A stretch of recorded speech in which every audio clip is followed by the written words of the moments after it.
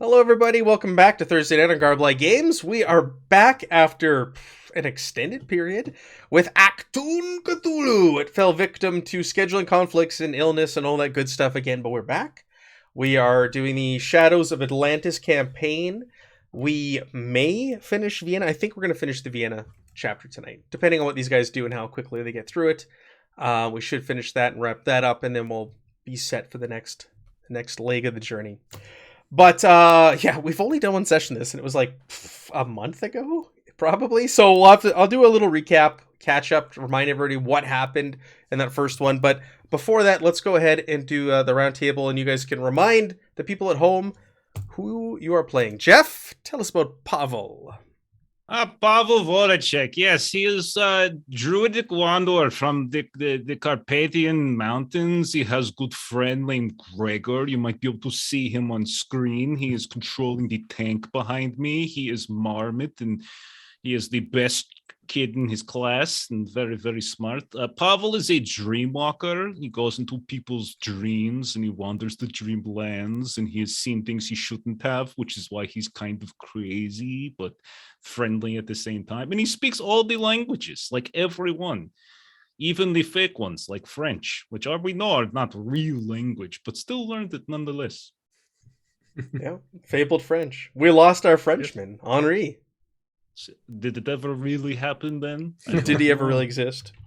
He was just grumbling. He had baguette in mouth when he was talking. Henri will return in the near future, though. Keep that in mind. Megan, tell us about our Canadian Ruby. Yeah. Well, if you think about it, maybe we just haven't met Henri yet. That's right, because we went back in time for this. We did. So on that note, I'm playing Lieutenant Ruby McKay. She hails from Moose Jaw, Saskatchewan, Canada. Long story short, she worked in this small cafe in Moose Jaw and was really happy just being by herself until the love of her life, Roger, walks in. It was love at first sight, and it was a no-brainer when he decided to go and fight for the British. Ruby followed him over. She became a nurse, and on the night of his deployment, Roger's battalion was staying in a part of London that was bombed, and he died. She miraculously was not affected, and she woke up kind of in the hospital to be recruited by the powers that be. Very good. Very good. And his name was not Kate O'Kalin. I'm getting my campaigns mixed up here, because right away my mind went to Kate O'Kalin. That is Zenny. Zenny's god, right? Yes. Aaron has switched characters from our last adventure through here, and you're now playing Leopold. Can you tell us about Leopold? Yes, Leopold Brun. Yes, he is German by descent. He is a telepath and a telekinetic. His family, before the 30s, instructed at a school for gifted children in Munich. Both his mother and father themselves are psychics. However, in 1933, his mother began to get premonitions about the growing evil within the heart of Germany. So one night, the family fled and settled in England. Fortunately, Leopold's mother's psychic talents and those of her parents and grandparents had ensured that their family was fell off, so the move was not traumatic for the teenage Leo. However, he was found by associates of the British government and recruited to assist them in their efforts to stem the tide of Nachtwolf and the Black Sun. And this is where he has come to meet these wonderful people, Pavel and Gregor and Sergeant Morris and then Lieutenant McKay.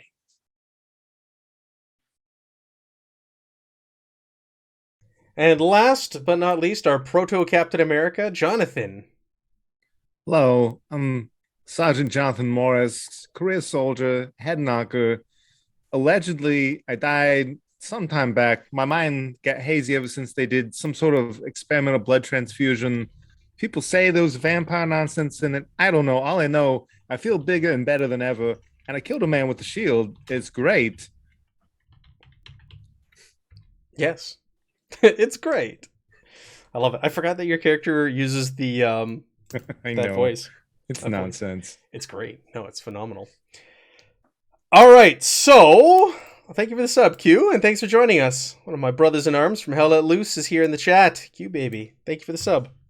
Let's do a recap because it's been a while since we played. So this campaign starts in 1939. We're kicking it off in Vienna. This is just before World War II has started. This is like the dawn or the eve of World War II, I guess we should say, before all the events kick off. And your organization was reached out to by a woman by the name of Giselia, who is an Abwehr agent. Abwehr is the German military intelligence wing. They are not the Nazis at this point. This is still the German military. The Nazis have not made their move and taken over everything, so it is strange. It was odd that a German intelligence officer reached out to a UK-based organization for help, but you are the four who answered that call. You met with her in a small cafe in Vienna, where she kind of led you along. She kind of sized you up, and then had you meet her at a Ferris wheel that night. She also warned you there are eyes everywhere. People are watching, and to be very, very careful of your actions. In fact, two of you chased a man or men who are watching you while you were in the cafe. I think Jonathan and Ruby, did you not? You caused quite a scene.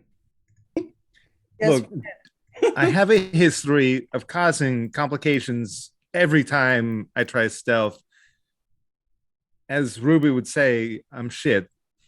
Yeah, but you guys got out of that situation. we did. We did. Now I have a baby. My pride and joy. Oh, I'm that's gonna murder somebody with this baby. I forgot about the baby cover. I didn't because I love it so much. Ruby's brilliant. It's perfect. I awful for calling you shit. So It's okay. I was. Did you see what I did? I was It's there. ridiculous. Oh, darling. Okay, I've got thick skin. Seriously, it's very thick. That's Yeah, so the plan was to get a baby carriage, right? And keep the shield in there, and use the cover as a couple as you made your way around Vienna, so you're not running around with the shield and bashing people in the streets of Vienna. It was brilliant, actually. So she reached out to you because her fiance, Dr Erlichman, had gone missing recently, and she believed there was more to it at play, because he had died of exposure. He had frozen to death outside of Vienna, and she knew he was working on some things that had the attention of some dangerous people, and that's why she reached out. So she gave you a couple of clues when you met with her that night at the Ferris wheel to Leopold. Her and Leopold went dancing that night, and she shared some information. She shared with you a letter that he had sent her, and she also shared with you a page from his journal. And you took those, and they provided some clues. There was like a hidden message on the letter. It led you to the Sphinx Reading Club and to a creepy old apothecary. Was it not? What is it? The Mexican? Was that It was the the clue? Mexican, Mexican apothecary bookstore. bookshop. Mexican apothecary in the middle of Vienna in 1939. So it kind of stood out. It was a little odd. It got even odder after we actually talked to Ernst and found out that he was a worshiper of Yog Sothoth. Yes, right? Yeah.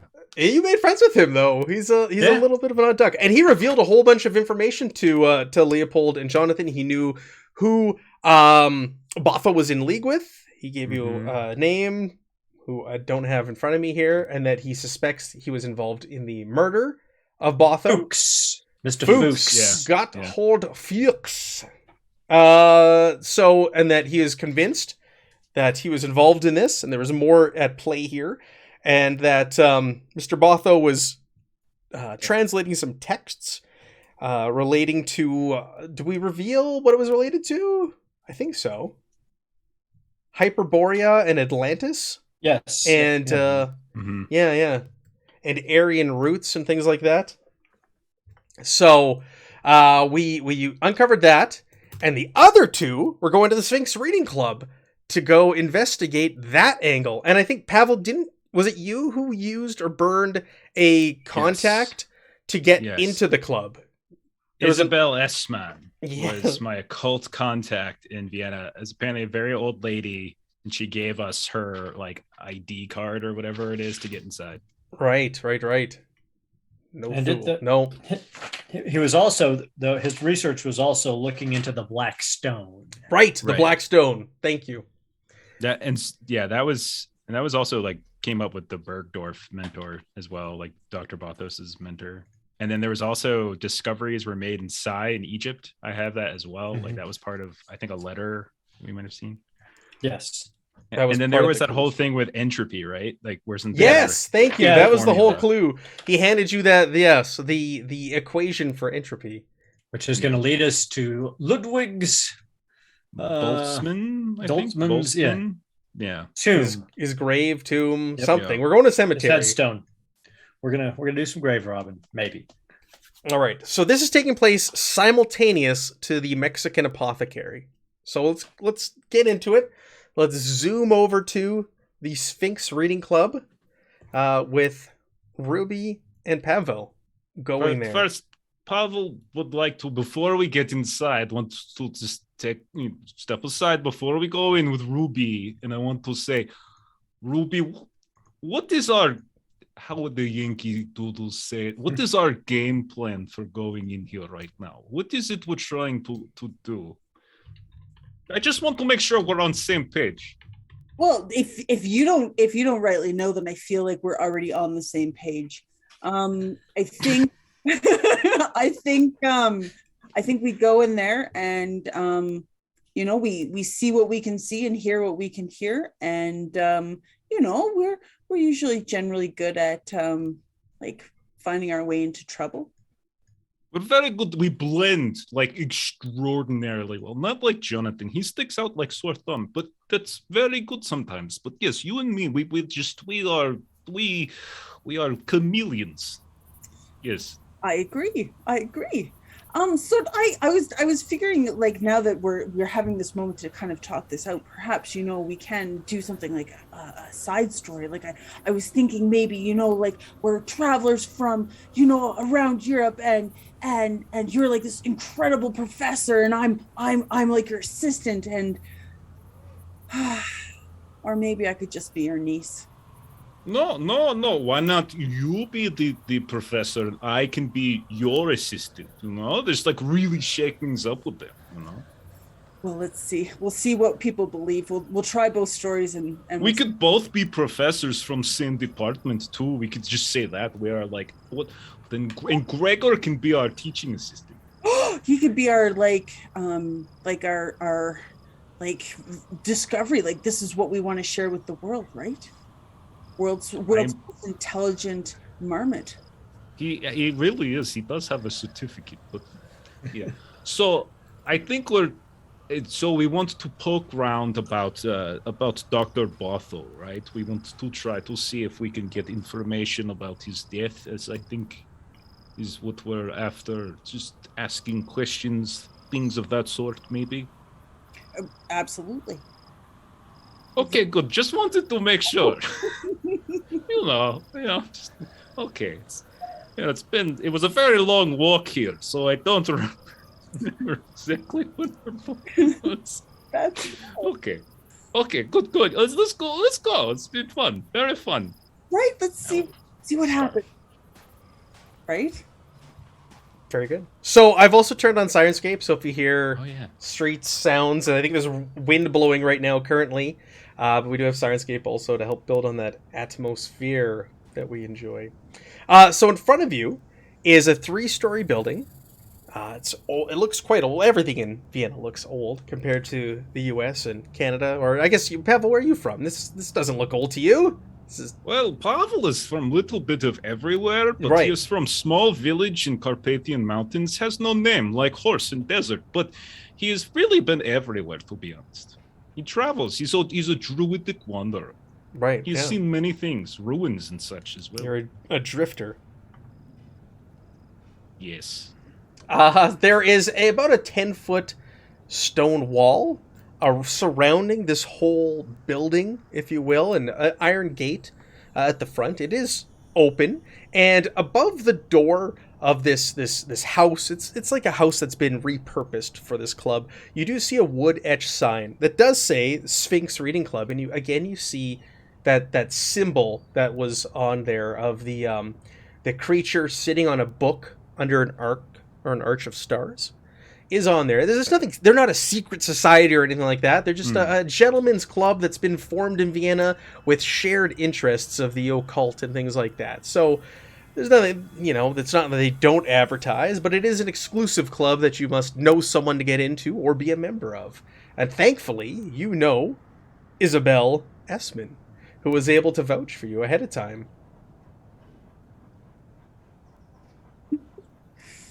Holy, this is just about one of the oldest things I've ever seen. Gosh, how old do you think it is?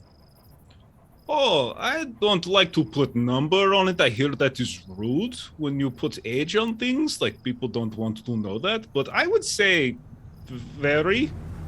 Yes. Excellent. Yes. It is a beautiful city, so there are many old places here. It has great history. Absolutely. So is there anything like special about this gate? No, it's pretty average in its gatiness. Good. Do we see any signs of people like watching? Oh yeah. Like, So you can look at the windows. I'm not going to make you make a roll for this. There are people milling about. There are the curtains or shades on the windows are open. You can see at some of the windows there's people sitting at tables, reading books. Next to the windows, you can see gentlemen, like all well-dressed gentlemen in suits, walking around inside there. So there are people in there right now, but no one's in particular is like watching you per se. The two of you are standing at the gate, so you are having the odd person kind of looking through the window at you, wondering what the two of you are doing. Just but we standing are there talking and Yes, coming up yes. with a plan. Yes. Well, we should probably go in, I think. Yes? We'll open the gate. Yeah, thank you. Oh, We're going to get killed, right? Pretty sure. And Pavel says that out loud. That is not a joke. I do it properly. I feel we might die, but that's okay. It's okay. Gregor will let them know what happened to us. Okay. All right. So you go up to the door. Do you knock? Do you just want to walk in? What's your approach here? What do you want to do? Oh, that is a good question. Would we... While we were talking out on the street, did we see others come up? While you Go were there inside? talking, no, nobody else came up and went inside. You are still the only two in the area. I will go ahead and knock. I will knock. Yes, let us knock. Sure. So you walk up. The two of you walk up carefully, calculated, unsure. And as you get close, you raise your hand to knock. All of a sudden, the door swings open. Standing before you is a well-dressed man. He's wearing a suit. He's a young man. He's probably in his early 20s. Slick back, black hair. And he's, yes, how can I help you? Ah, hello, I am Dr. Barrington Bostwick. This is my colleague. I will let her introduce herself. Miss Polly.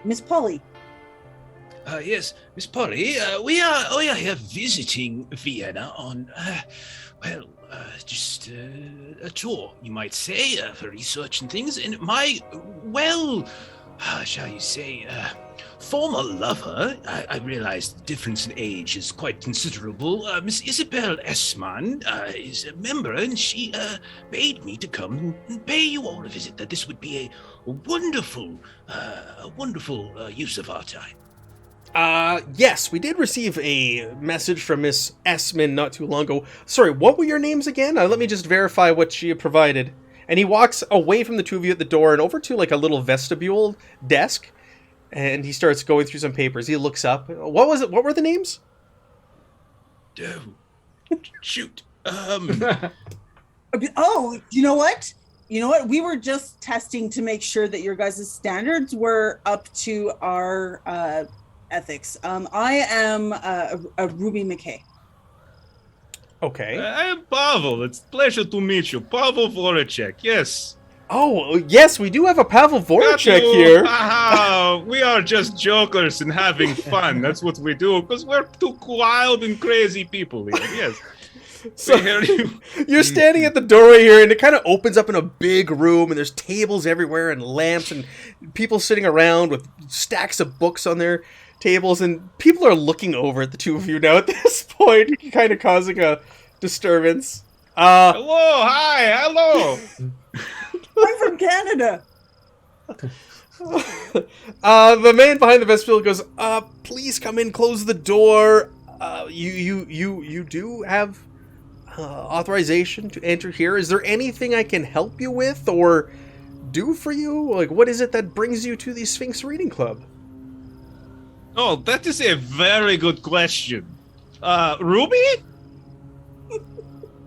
Well, quite frankly, we are here, and we're both history buffs. And the funny story, like, I know we seem like a very unlikely couple per se, but we kind of found our mutual interest in like ancient history and so forth. And what better place to start than Vienna? And then Pavel was saying that he always knows this very old friend. She knows this, or she can get us in at this really cool reading club. And we thought we'd come and check it out. So really, we're here to just kind of see what we can see and do a peruse.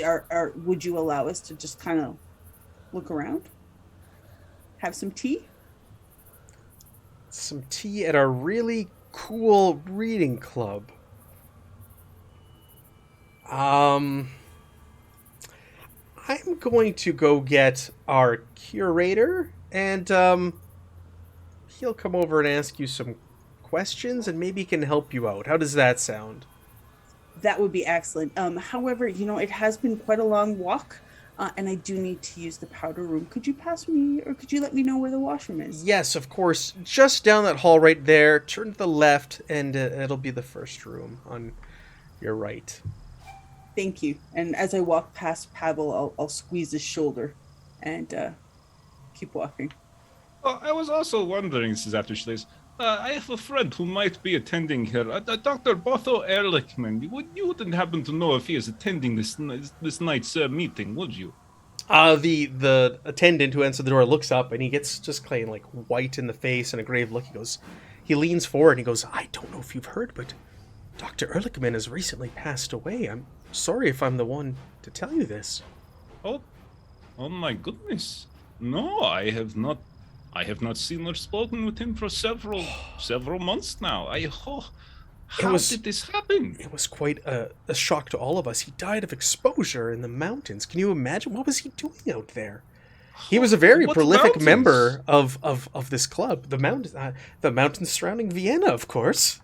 Oh, you like the Alps or something? Yes, like the Alps or something, Oh, yes, you sound like you may be from the region, so I'm sure you're very. I am from the Carpathian, commonly confused, but no, different, further south. But we won't tell me more. What was he doing in these mountains that he would be caught? And that seems he's a very intelligent man. I'm sorry. He was a very intelligent man. It seems very strange that he would go up into the mountains unprepared for mountain life. I know, right? Well, he's an academic. What was he doing up there? I don't know. I'm not aware of what he was doing, working on. I know he was spending a lot of time here, taking out a lot of books from our library, and doing some research while he was here. Here is our current curator and head of the Sphinx Club right now, Mr. Sider. He should be able to help you and show you around here. And you see this elderly man, elderly gentleman with thinning snow white hair, a really, really neatly trimmed goatee, comfortable sitting tweed suit. Kind of like walks over to you, hunched over. He's got his arms behind his back, and he looks at you, and he puts on a pair of glasses, and he goes, "Yes, I'm Mr. Wilhelm Seidler. What can I do for you?" Oh, well, your good man here was just informing me that a friend of mine and a member of your club has passed, and I am a bit at a loss, and perhaps you might know more information.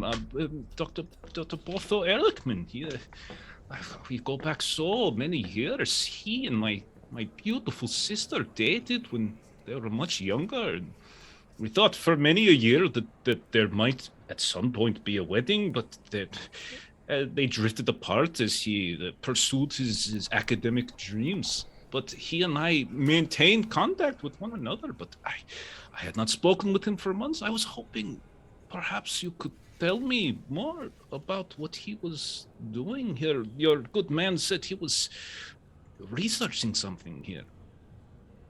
He takes off his glasses and he cleans them, and he has a furrowed brow and he puts them back on. He goes, yes. Botho was here very frequently recently in the last few months, and he was working on something. He's taking out books from our library and such. If you like, you could you have to sign the books out, and you could take a look at what he was looking into. I'd be happy to take you to our library. All of our members also have private desks, locked desks that he can keep materials and such in. He does have one of those as well here at the club, but it is against policy to go through there. We're not going to go through his private belongings. There may be a fiancé or someone coming, or family coming to possibly claim the belongings out of his desk, but I'd be happy to show you around the club and tell you about it. And I would be very, very grateful. Yes, thank you so much, very much. I would very much appreciate this. Oh, very good, very good. So where should we start? I can show you around the main floor here, where this is the general reading room, and we've got the library in the back, and up on the second floor we have a bit of a museum where we have antiquities locked away. But we don't. It's not used much these days. But yeah, what would you like to see? Be back by now? Yeah, Ruby, have you come back by now, or were you up to something? Did you want to do something while you slipped away? I did. I wanted to see, instead of going left to the bathroom, was there a right, or what do I go by? That sort of thing. Yeah, so this main floor, it's pretty open. When you go down the hallway, it does lead to appears some offices, administrative offices, from what you can tell. There's nobody in them, per se. And you're not very deep into the house. You can kind of keep going down the hallways and looking around if you want. There are people milling about. They kind of look at you, and they don't say anything, but they give you a look kind of like, what are you doing here, sort of thing. Okay, so I'm gonna continue going down through the offices and whatnot. Are there any names or anything on the tops of the offices, anything like that? They're not. They almost appear to be like offices you can use to sit in and do like research or reading. Like if you want a private room to go into, you could use those instead of just sitting in the general reading room where the people are milling about and socializing as well. So I'll go into one that's empty and just kind of pull at drawers and stuff like that to see if anything will open, what's in them, that sort of thing. Yeah, you go inside one of the rooms, and there's a stack of books on the table. There's no one in there currently. And you kind of look at the spines of all the books. It looks like most of them are on Egyptology, histories of Europe. Nothing too particular stands out to you. But as you're turning to leave this room and go back to the door, a man appears in the doorway. Man in his probably mid-30s, slick black hair, very well dressed, smoking a cigarette. What are you doing here? Oh gosh. You startled me. My goodness. My head was so full of books that sometimes I just don't know my right from left. Gosh, I'm so sorry. If you don't mind, I'll just squeeze past you here. He walks up to you, and he's got a very kind of calm demeanor to him, and he walks over and he grabs your hand. He says, No, don't think twice about it. It's I overheard you mention the name Dr Erlichman when you came in. Oh yes, my colleague, absolutely. They were so close. I barely knew the man. Truth be told, this is the first time I've really been out of the country, and I've never been in such an absolutely amazing building. It's so old. Yes, indeed. He's still holding her hand. He's very charming. He's still holding her hand. He goes, I was an acquaintance of Dr Erlichman's. My name is Gotthold Fuchs. Oh, Mr. Fuchs, and she goes a little red in the cheek. Oh, Perhaps goodness. I can help you. What is it you are looking for?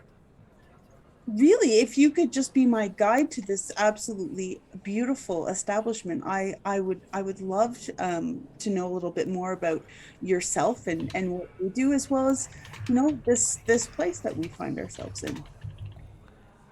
Oh, but by the way, gosh, oh, you've got me all flustered. I'm Ruby. Pleasure to meet you, Fräulein. And he raises your hand and kisses it. What is it I could assist you with? Where's the other one that was here with you? Oh, Pavel? He's at the front, I believe. Shall we collect him as well? Absolutely. Well, if we must, I mean, I'd be more than happy to just have your company. Oh gosh, was that too forward? No, we can keep looking. I'd be happy to give you a private tour. Oh, thank you so very much. Where should we begin? Show me your absolute favorite place at this club. I'd love to see it. Oh, my favorite place is the library. The knowledge it holds is unbelievable. Then show me your favorite books. To the library. So he takes you and he starts leading you down the hallway to this great room with shelves from floor to ceiling filled with books. Oh, wow.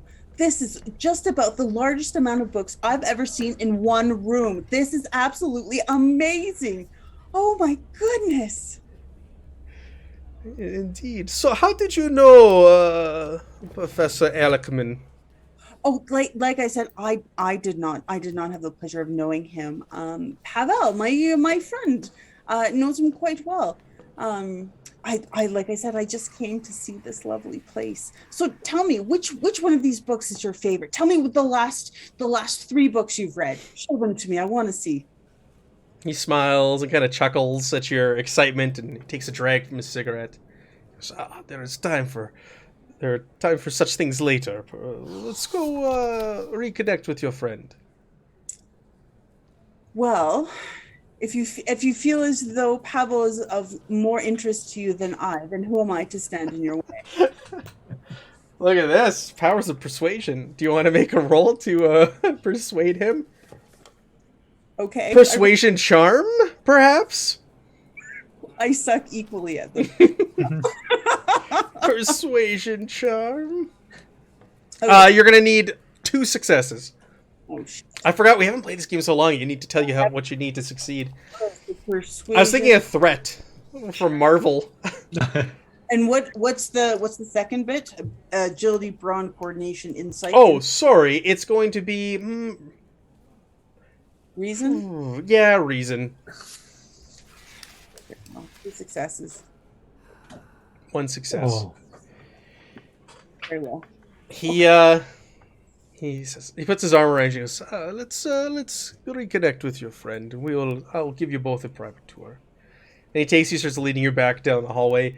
Pavel, we'll cut back to you. You're with Mr. Wilhelm. I would have asked to go to library, so it's possible we could be bumping into each Cider? other like right as they Yeah. leave. He's walking around. He's this was established in 1907, the club by a Frenchman, and we've moved in here. This was formerly the building was used as a private residence known as the Gates of Heaven Street, but we've taken it over since then. It was we're very close to the Ministry of Finance, if you will, but and he's just kind of rambling on, talking to you about this building. Here we have the WC is in here, and there are private reading rooms, and you want to.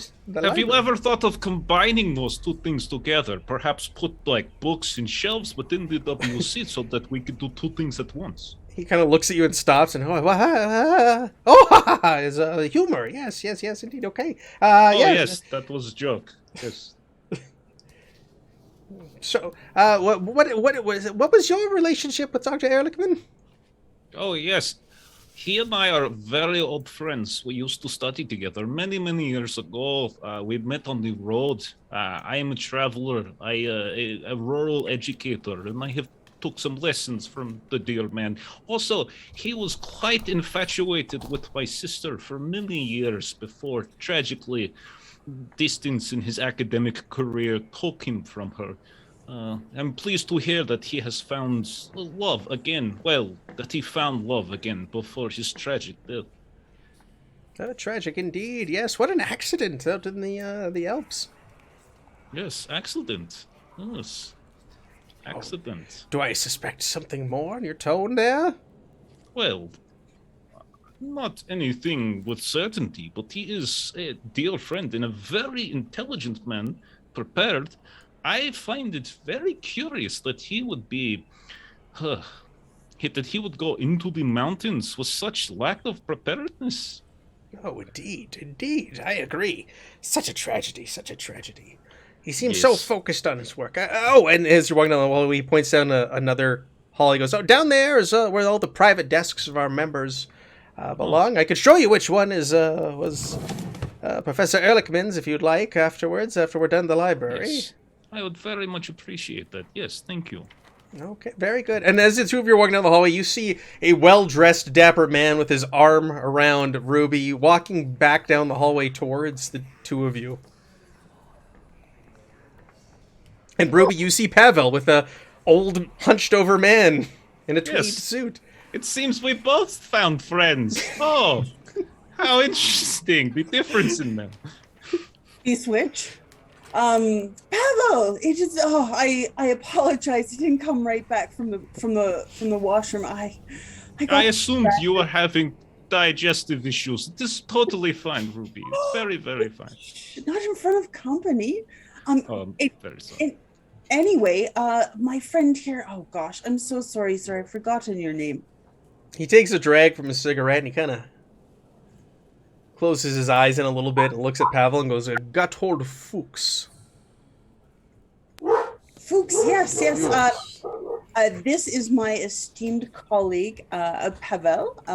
He is an extremely intelligent gentleman, and I'm sure if you have any questions or anything in regards to the reasoning for us being here, he'd be more than happy to answer those for you. He walks over to you, Pavel, and he holds out his hand to shake your hand. I will shake it. He Pleasure grabs to your meet hand you, Mr. really, Fuchs. really tightly, like a really firm grip, Ow! and shakes it. Ow! Careful! I am sensitive. No, he's probably got pretty firm hands. From Yeah, it's very nice to meet you as well. The two Pleasure. of you were acquaintances of Professor Erlichman's, I understand. Well, I'm a very old friend of of Dr. Erlichman. Big B, we used to call him. Oh, boy, he really loved the mule race. Oh, wonderful. Mr. Seidler, who's there next, he goes, "I was just taking them to the library, Mr. Fuchs. They were interested in taking a look at the records of the books that Professor Erlichman were taking out before his untimely death. Shall we?" And he kind of holds out his arm to usher you back down the hallway. Yes, please. Thank you, Mr. Seid. Absolutely, that would be delightful. No, are you going to join us as well, Mr.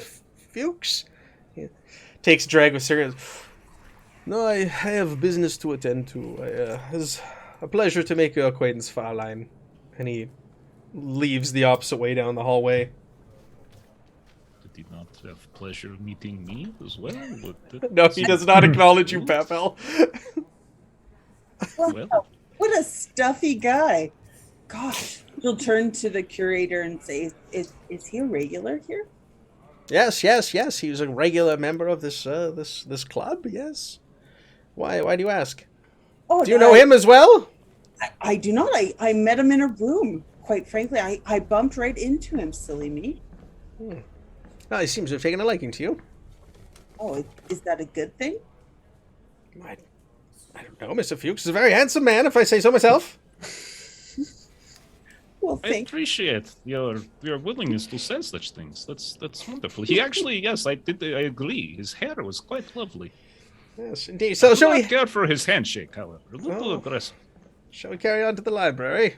Yes, indeed. And then, yes, I would love to see his my good friend's private desk. These two things would please me greatly. Thank you. Okay, very good, very good. And he takes you to the library, and so you see what Ruby saw with the big shelves for the ceiling. And this is the pride of the club. We have many books on the occult and the strange, and you name it, we have books on it. This is no words. Should have sent a poet. It's beautiful here. Oh, Right? so much knowledge collected in one place. I see why it is your pride and joy, Mr. Slater. You are very, very impressive. Now, you are interested in seeing what he was looking into before his death? Oh, yes, very much. Thank you. Thank you very much. He takes you over. There's like boxes, or actually they're drawers, and he pulls out these drawers, and they're just filled with cards. He's like, you're going to have to do some digging to find anything with his name on it from the last few months. It's not organized by name, but rather dates that things were taken out. Oh, I would love to do it. I happened to notice there was a couple of rooms back there that were empty. Could I take all these cards back there? I like to lay everything out and like. He gets kind of agitated here. I'd rather not. I'd rather you didn't disturb it, if you will. Can you flip through them? If that would if that would set your mind at ease, absolutely, Mr. Slater. Seidler. I apologize. We were not properly introduced. He holds out his hand. Wilhelm Seidler. Well, hello, Mr. Seidler. I'm Ruby McKay. Very nice to meet you. Nice to meet you. It'll take a Reason Academia to find the various cards in here that he has the books he's taken out in the last little while. You just need a single success on it. Either of you can make this roll. You guys can work together. Yes. Yeah. Yes. Hey, Modifius, thank you for the raid. We saw that you were running Achtung Cthulhu, and now you're joining us for more Achtung Cthulhu. Thanks so much for the raid. I appreciate it. Okay. Would occultism or anything like that apply here, or linguistics? I'm just seeing if either of my focuses. Yeah. No, not here. Okay. Very okay. One success. You get your success. Yes. So you flip through the cards, and you're able to put together, well, you kind of pick them up, because whenever you try to remove one, he's like, he clears his throat, and please don't disturb the system we have in place here. So you just kind of like pick them up, and you kind of put them upright so they're poking up, and you get a good picture of everything he's taken out for quite some time. It looks like you go back years between the two of you, and you start flipping through, and it looks like years ago, Professor Erlichman was really interested and focused on Egyptology. But, however, in his last recent visits in the last few months, he's deviated more to things pertaining to, Germanic myth, lost civilizations, including Atlantis and Hyperborea. Oh, well, this is very interesting. You also notice that the same name pops up on all these cards as to who signed them out next. And it is Gotthold Fuchs. Oh my goodness. Army. How curious. We wouldn't have been privy to the information that the other two found out at the... No, the other two have more information on them. And I'm sorry to Aaron and Jeremy, because they're just kind of sitting here. We did your section last time, so I apologize. The two of you are just kind of sitting here for this. I'm taking copious notes. Okay. I'm so glad you are. Yes. Mr. Seidler is. I see that Mr. Fuchs's name follows each one of my good, poor, deceased, dead, but lovely man. All of the books that he has taken out, Mr. Fuchs, did they work together? Were they research partners of some kind? He's sitting there at a table. He's kind of resting. He's flipping through, but no, not as far as other than no, I don't know of any sort of connection between the two of them. No. That's very Must strange. have- Maybe he was consulting him on his work. I'm not privy to such things. I see. Is Mr. Fuchs a expert on Germanic myth? I don't know. He's German. I don't know if he's an expert. Does that make one an expert on such things? He's joined the club recently, and he's a bit of a strange one, a mysterious man. He comes and goes as he pleases, and he hasn't really made friends or acquaintances with really anybody here in his time being a member of the book club. Was he sponsored his entry as? Yeah, well, now strangely, now that you mention it, yes, he was sponsored by members of the German military. Reached out and sponsored and asked for his inclusion in the club. You know, ever since we were occupied by them, they have had such a grasp on our city. Yes, I see. Oh, well, perhaps it is merely coincidence, or perhaps there are many people here and they were friends. There's certainly several. Perhaps they became friends over shared interests. That is not. Yes. It wouldn't be the first or the last time it's happened to the Sphinx Reading Club. Of course, it seems like a very friendly place. Yes. Did you find what you were looking for? Oh, yes, we did indeed. Thank you very much. Yes, we did. What can I show you next? You are interested? Like I said, I can't give you access to his personal storage desk. But all of our members have them. But I could show you the area, give you the tour. We don't really go to the other floor where the museum is. There, we don't go there right now. Of course. I know this will sound strange to you. I apologize. I am but a humble mountain man from a very quaint village, and our ways are probably just...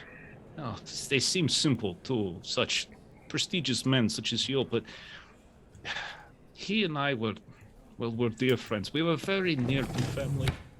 If I could just sit where he sat, perhaps, just stare at what he stared.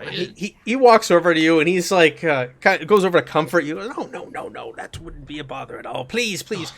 I'd be more than happy to. Also, when he was reluctant to show you to the museum, if you want, you can make an insight persuasion or charm test. Sure. On his reluctance to take you to the museum. Yeah. On our way to the... Yeah. Maybe I'll say that. Sure. I'll talk to him. I'm like, what is this? I'm curious. What is this concern you have with the museum? I would imagine it is seeing the sights of the library or museum must be just as glorious. You just need your one success. That's all you need. Well, it was recently subject to some theft, and it caused a bit of a minor scandal here at the Sphinx Reading Club, and an object went missing. So we've kind of locked that away. We tend not to go there. I'm worried that it's causing some unwanted attention due to some of the items or artifacts that are housed within. What kind of stuff? What was stolen? Oh, it was a statue, a black stone statue. It was of a man in robes, and it had some strange writing across the bottom. It seems to have disappeared recently. Oh, how did you guys come by it? Was it donated, or? I am not aware. That is before my time. I'm not sure how that antiquity came to the club itself, but it caused quite a stir. You know, things are very casual around here. Or have someone break in and take something. We're lucky they didn't take more. Of course. Was this artifact Egyptian, perhaps? Oh, let me think back. It's the type of robes and the look of the stone. I'd say it was either maybe writing, perhaps. Perhaps what kind of writing was it? Possibly a Greek origin or a Tibetan. It's hard to the style of the robes and the writing. It's hard to say. I'd put it to one of the two. Ancient artifact. Fascinating. Oh, and it was recently. Yes, very Recently. recent. Very Oh. recent. That is a shame. That is such a shame. Indeed. It Oh, seems but that- here we are. This is Professor Dr Erlichman's desk here. And so there's a wooden desk. It's like angled. It's got a top that would lift up, and you'd be able to open up and keep things within this desk. But there's a lock on. There's locks on all of the desks, and they actually have like little nameplates on them, and it says on this nameplate Dr Erlichman. Yes, this is desk here. Mr. Seidler, would you mind if I had a moment, please? I suppose. Yes, I'll be about. Please come get me when you're done. I understand.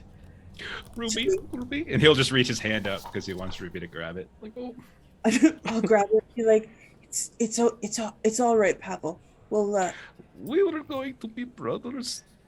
I will never find a man to marry my sister now. we will. It'll be okay. It'll be okay. Is he gone yet? Yes. He's gone. Can you break into this desk? I figured that's something you can do, right?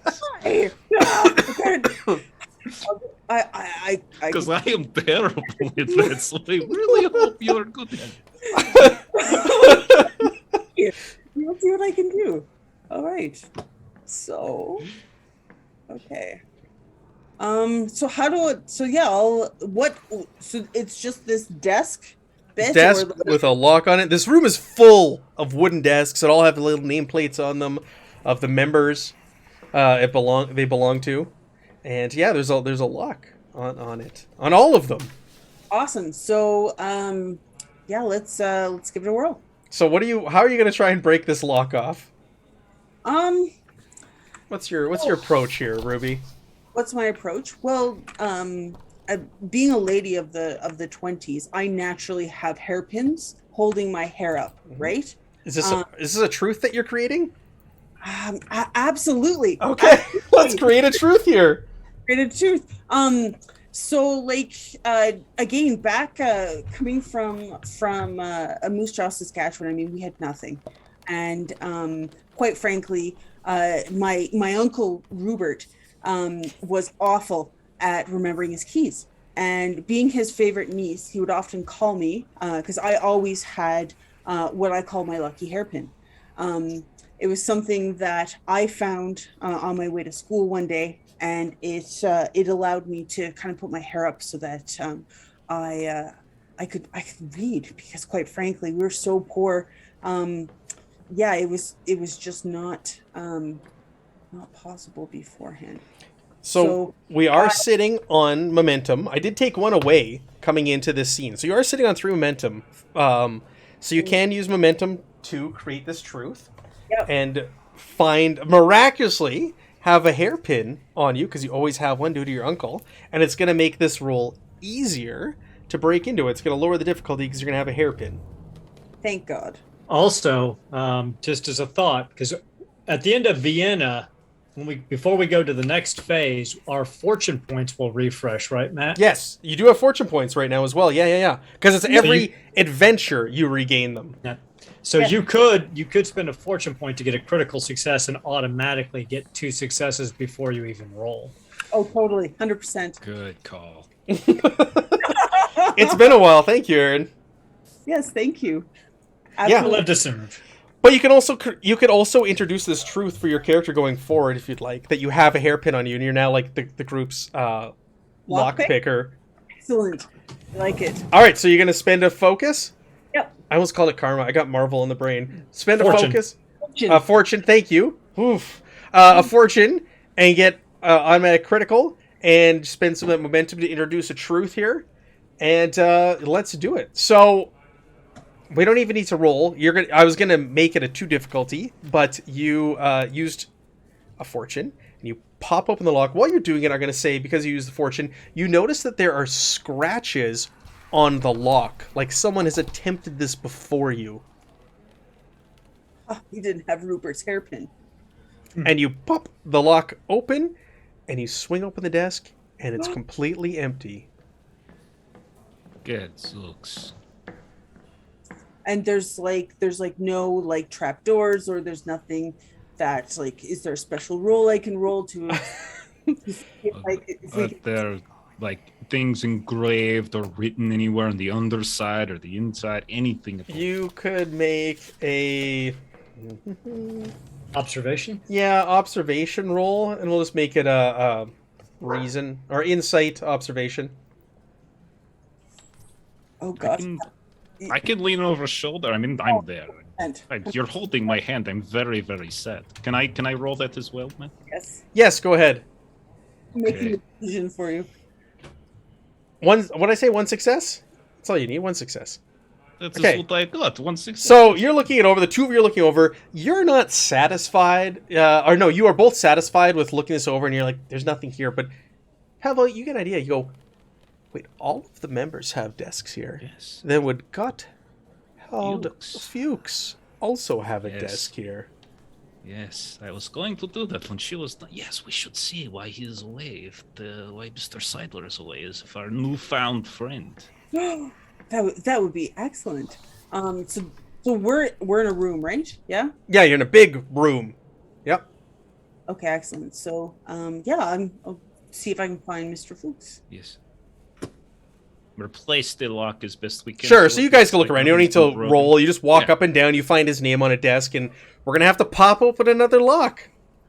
You want to use fortune again? Ruby, please let me do it this time. I'm feeling not just me, but Gregor has been sitting in the basket for a very long time. He really wants to get out, so I will pop Gregor out, and I will Gregor, please focus your chi, and please open the lock. And he's got very long. You're using fingernails. Gregor, or are you Yes. spending fortune for this? Oh hell, I'm going to do this. Yes, I want All this. right, stuff. so This is Gregor going gets to up happen. there. He gets his little paws out, and he starts kind of fiddling Yes. away at the lock and working. Oh, And good you friend can me. see sweat coming down his brow, and he wipes it aside. He looks over at you and makes some squeaks for reassurance. And best. you spent fortune. All of a sudden, pop! The lock pops open, and he lets out a little squeak. He runs in a circle, and then back up your pant leg or wherever he's been sitting. Yes. That works. He climbs me up like a tree and sits back, and I pat him. Good boy. You're so smart. Oh, goodness. And for any of the raiders who might not have watched this before, Gregor is a marmot, if I'm not wrong. Yes, He's Gregor's a marmot. Yes. He has been called very worse things, but he is a marmot. First in his class at elementary school in Carpathian Mountains. All right. Again, I Smartphones. apologize, Jeremy and Aaron. I did. Oh, we're good. sorry. Hopefully, you guys are good. Yes. So this pops open, and there are all sorts of documents in Mr. Fuchs's desk. You start rifling. Go ahead. Is there enough for us to read through now, or is this the type of thing that we No, should take you can with- read through them. Right away, you notice that there are various orders on the state of military operations in the city. And some of the orders also deal with Erlichman. You find a note that says, "Our Viennese archaeologist friend cannot be trusted. Loose ends must not be left untied. I trust I can leave you to deal with the matter to our satisfaction. Retrieve whatever you can find." And it's signed LM. The initials LM. You also find a letter addressed to Mr. Fuchs, informing him of the discovery of both the Black Stone and the Book of the Machine. And that note, or that letter informing him of that, and also the orders for the military operations all around here, all have a watermark on them. It's the shape of like a shield with an animal's paw print in the middle, and within the pad is like an eye, a single eye within the pad of the paw print. Is this something that could be identified with roll, like a cult or something? Cult. Let's see. Or mysticism, if that's preferable. Ruby's gonna go over to the door to kind of keep an eye out to make sure that nobody can kind of get the drop on this. Sure. Insight, and we'll make this a... I was going to do a couple of options here. You could either do Insight Tactics, specifically covert operations, if you wanted to get into that, if you had that specialty, which is I think, what's his name have that? That's why I was laughing. Henri. Finally. Insight finally. Tactics, or Insight, that would be a 2 difficulty. If you want to go the occult route, it'll be Insight, and what does occult fall under? Where's that on here? Academia. It's academia. We can do... it wouldn't be occult. We'll do academia, but no specialization in occultism, and that would be a 3 difficulty. Okay. How about I roll Insight Tactics? And, Okay. And hope for the 2. You got momentum as well. You're going to lose after the scene. So if you want to give yourself some extra d20s. I'm going to... I mean, I could just spend fortune and get 2 successes and just get it. I'm just going to spend fortune and get it. Let's just get it. Okay, you spend fortune. This, looking at it and thinking back, this is the insignia for the Nachtwolf organization, who you know have ties to the German army, that has ties to the Nazi party, and they are interested in the occult. And you've also heard of Black Sun. They have a sort of like a rivalry with Black Sun, who is also heavily into magic, occult. You'd be more aware of them than you would of the Nachtwolf, but you've heard of them through your knowledge of Black Sun. So it appears that Mr. Fuchs has ties to the Nachtwolf. Gotcha. All right. Anything else that we could find sifting through these papers?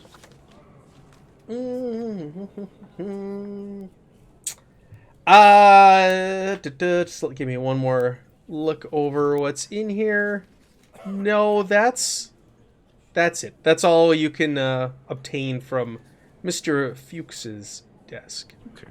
We'll put everything back neatly the way it was. I think Gregor will go. Yes. I think we should take the notification of the request to kill. Yes. Okay. Yes. His wife deserves to know, or his fiance deserves to know. Yes. Though I am suspicious whether she was really his fiance or not, but She showed us genuine information. No. That's fair. Yes, that's fair. That's fair. Okay.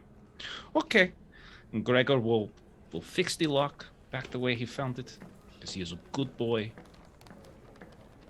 Excellent. Yeah. Do you want to leave and go find Mr. Seidler again? I think so. Yeah, he's standing in the hallway. He's just kind of leaning there. He's nodding off as he's standing up. And you're back. You're done. You had your time, I trust, and were able to make peace with your friend. And Yes. a little bit of a connection to him. Very good. Is there anything else of interest here at the Sphinx Club that I could show you? No, I suppose not. I will. We will be here for a little while longer. Perhaps we could return again. Yes. Very interested. I understand you are an acquaintance of a member, but would you like to apply for membership? Yes, I very much would. Yes. Very good. I'll get to Johan at the desk to give you the paperwork, and you can return it at any time while you're still in town here. Thank you very much, Mr. Seidler. And now genuine tears are starting to well up in his eyes. Oh, my poor boy. And he goes over and it's okay. Death is all part of the natural cycle. I'm sorry. Yes. Thank you. Thank you. So he walks you, the two of you, back to the door, and he gets you the application form. And says, "Bring this back. Here, give it here." And he signs one of the bottom pieces. You've got my endorsement as well. And please bring it back, and you'll be welcome here anytime. Oh, thank you so much, Mr. Seidler. You have been a wonderful host to us. We greatly appreciate your time. No, thank you. You're a gentleman, and you're quite a lady. Turns to Ruby.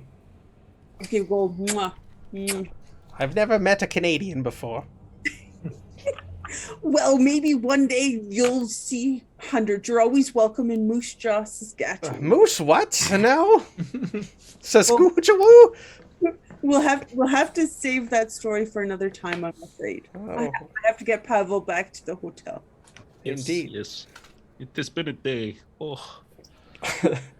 All right, so the two of you from here, I'm assuming, are you going to head back to the hotel? Yeah. Where Jonathan and Leopold are waiting for you. We've been waiting an hour for you. Where are the two of these guys? Where are these No two? worries.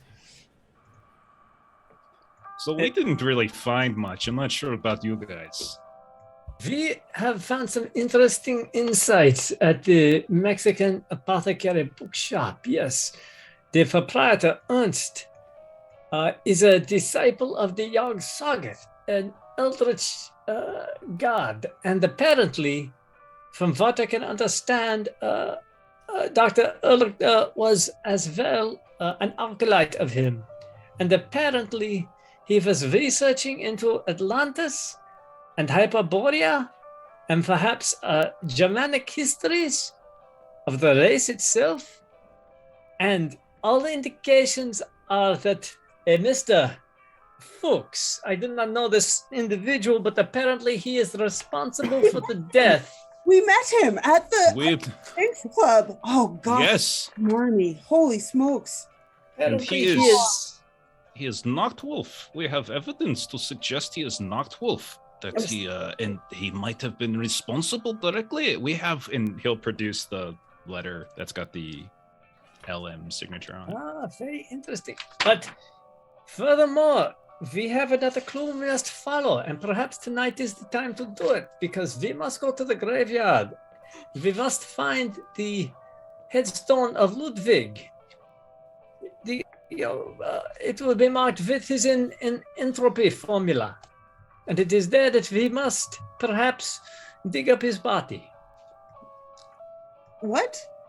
Come. Okay, we'll look at Sergeant Morris as Leo I Brown. mean, come on. Who hasn't done some grave digging in their time? Me?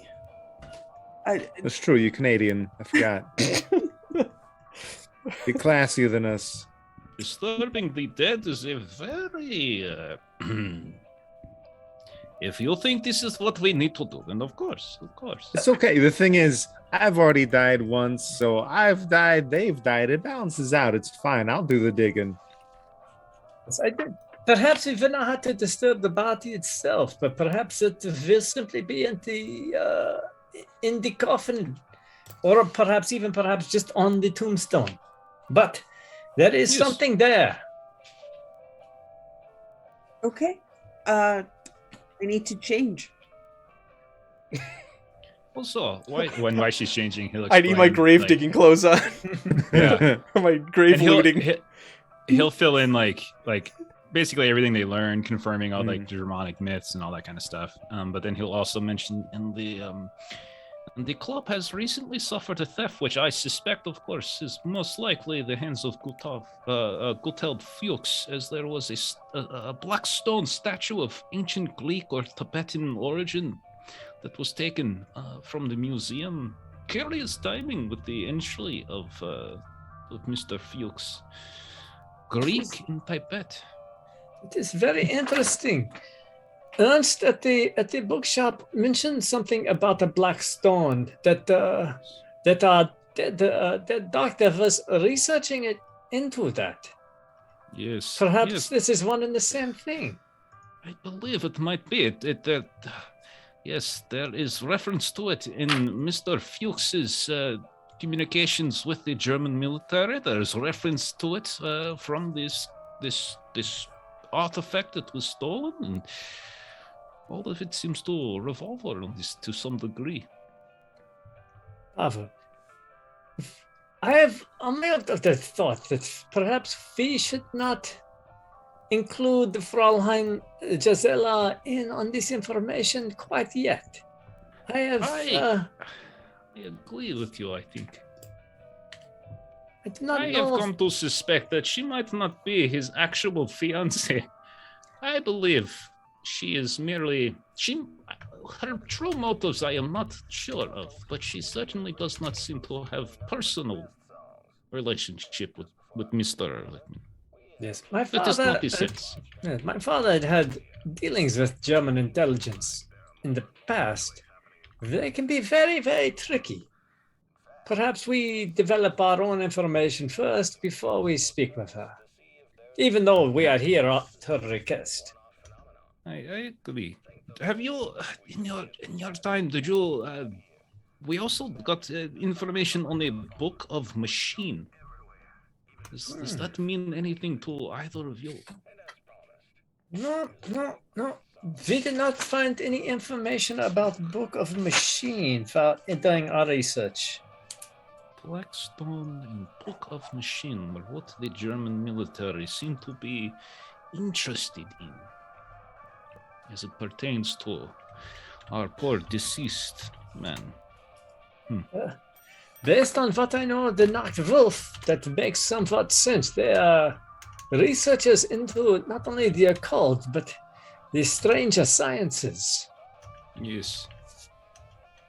Well, we must go to this cemetery and see what we can find. If it has more answers for us or just more questions. Let's do it. What's the worst could happen? We can end up in a Vienna prison. I would expect that. Or perhaps shot dead.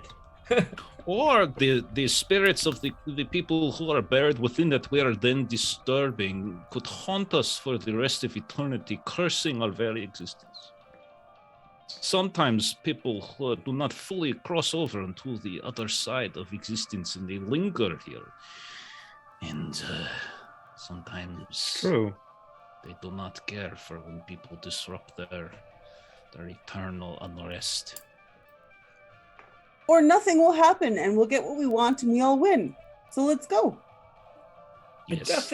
I do like this Canadian optimism. It is very infectious. I'm glad you can differentiate my optimism for my actual terror. So let us go. Leopold brought up a good point. Remember that the Vienna is under German occupation right now. There's soldiers everywhere. Yes. It's okay. We're just gonna be stealthy. It's gonna be fine. Just like last time.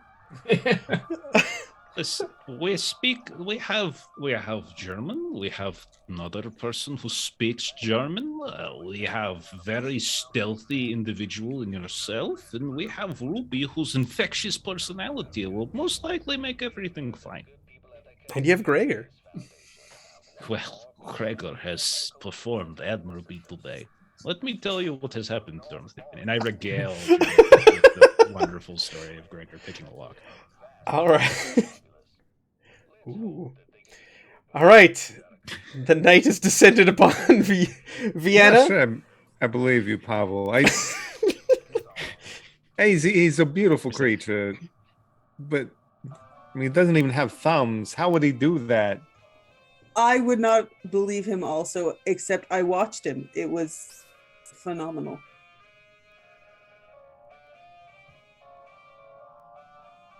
He waddles over, climbs up Sergeant Morris's leg a bit. I'll scratch him behind the ear a little bit once. Good boy. He deserved that. He was a very good boy today. All right. Shall we head to the cemetery? Yes. All right. Yeah. You guys make your way through the streets of Vienna, located in the southeast of the city center, in the Simmering district. Is the largest of Vienna's numerous cemeteries. It's the final resting place for many of Austria's most notable residents and citizens, including Ludwig von Beethoven, Johann Strauss, and Gustav Klimt. But you are here in particular to find the grave of one Ludwig Boltzmann, whose tomb these days, or grave, has become quite an attraction. People do make their way there to go visit it. So it's not the hardest thing to find as you go. So you start making your way through, and you're going through row after row after row. But it's quite easy to find. You find it amongst other honorary graves in the cemetery that act as a almost like a macabre attraction for visitors and locals alike. There are fresh flowers underneath it, and the grave itself actually has the entropy whatchamacallit, what was that I gave you? Entropy Formula engraved on it, along with his name, and a big marble bust of Ludwig Boltzmann at his gravesite, his grave marker. Big, imposing monument. Either side of the grave is flanked by 2 small yew trees, and there are graves all over the area. Like I said, there seem to be fresh flowers have been laid down at the grave itself here. There don't appear to be any signs that the ground in front of the headstone has been disturbed recently at all. He was buried only last year, 1938, so he's only been dead for a year, and it doesn't look like the dirt has been disturbed anytime soon. I'm gonna pick up the flowers, and I'm just gonna hang on to them. Sure. And kind of go for a leisurely walk in the graveyard to kind of keep an eye on things. Okay. Very good. Everybody in the area, if you want to just kind of like do a once over and walk around the grave and just kind of like get an idea, maybe like what's happening or why this was left here, go ahead. Everybody make me an insight observation test. Sight in particular, if you have that, and we just need 1 success. Why did this not change over? I changed this to graveyard sounds, and I still hear music playing. Sergeant Morris bringing strong. His eyes glow just a little bit in the night. This is where he feels comfortable. I popped our momentum back up a couple then from that, since we only need 1 success. Thank you. So you got the 1 success, and so you scan the area around the grave or the headstone itself, and over beside one of the yew trees, some disturbed dirt catches your attention. You walk over there, and it looks like the earth has recently been turned over. But it looks like someone tried to cover it up, but didn't do a very good job. Why is somebody digging over by the tree? Perhaps that is where the clues was left. Should we perhaps investigate closer? I'm gonna be really pissed if I'm denied a perfectly good grave digging. If you would like to do the honors and dig. I just assumed. And yeah, I'll start doing the deed. All right, so start with your hands. We'll say you came prepared. You guys knew you were coming to a cemetery. You assumed you were going to be digging up a grave. I'm going to say you stopped and grabbed some shovels on the way here. I think it's only fair. All right. Or you can take a shield. Resort to using the shield. Yeah. Pull the shield out of the stroller and just start smashing the ground. It's therapeutic for me. I just imagine it's a man's face. So you start digging with the shield or the shovel, whichever you prefer. And after some time, you dig up. There's a little box, a little wooden box that someone has buried there. There doesn't appear to be a lock on it. There's no markings. There's no carvings or anything. All right. Well, yeah. Normally, finders keepers, but who wants to take a look? Who wants the privilege? You'll discover that you can open up there, Mr. Morris. We are all friends here. You can tell us what you'll see. All right. As it blows up in his face. That's kind of what I was thinking. This message will self-destruct. Yes. But yeah, I'll open it up. Okay. A snake lashes out, bites you. Ruby, while you're walking around and keeping attention, I need you to make me a insight observation, if you will.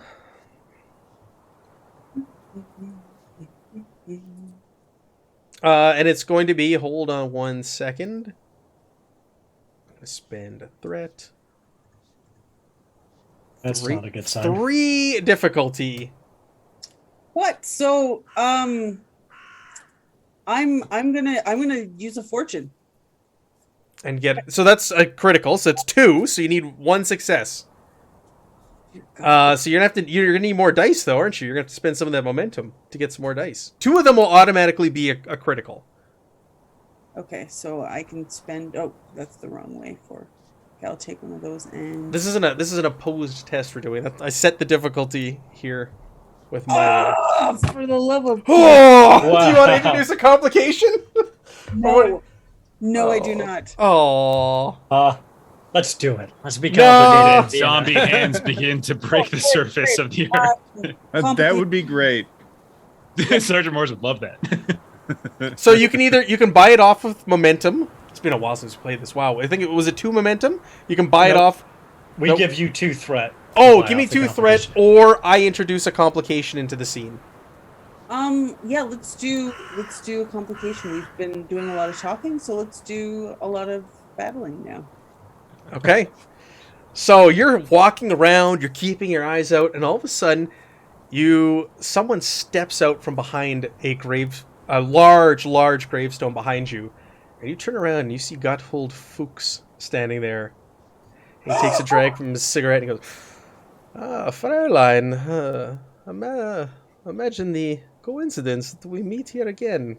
Oh my gosh! Of all the graveyards in all the world, my friend. Oh, my goodness. I fancy meeting you here. You can cut the act. I know why you're here. And you've led me right to what I've been looking for."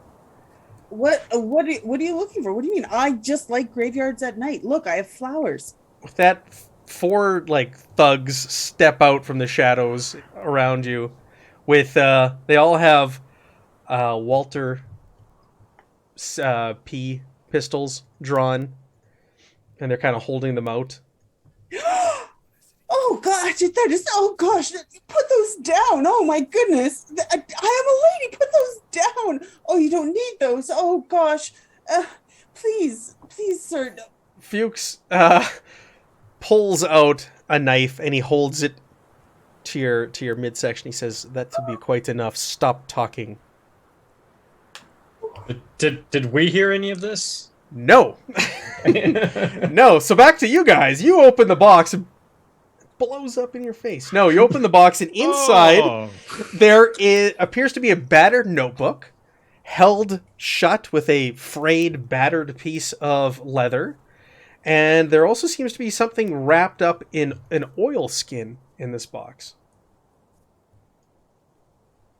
Blackstone. It's All quite right, this heavy looks when you pretty lift it cool. up. All right. I think we got the good stuff right here. We're going to tuck it away. I'm obviously not the one to study it. Maybe this isn't the place either. Yes. Yeah, very correct, Sergeant Morris. Let us retire to someplace a bit safer. Yes. We must find Miss Piquet. She has wandered off again. I worry about her. She was in the bathroom for a very long time when we were inside of the club. She might be dealing with some sort of stomach ailment. I'm not sure what you all ate this morning, if you're feeling it too. So we should find her. Definitely. Ruby. IBS. Canon. I'm going to introduce that as a truth. That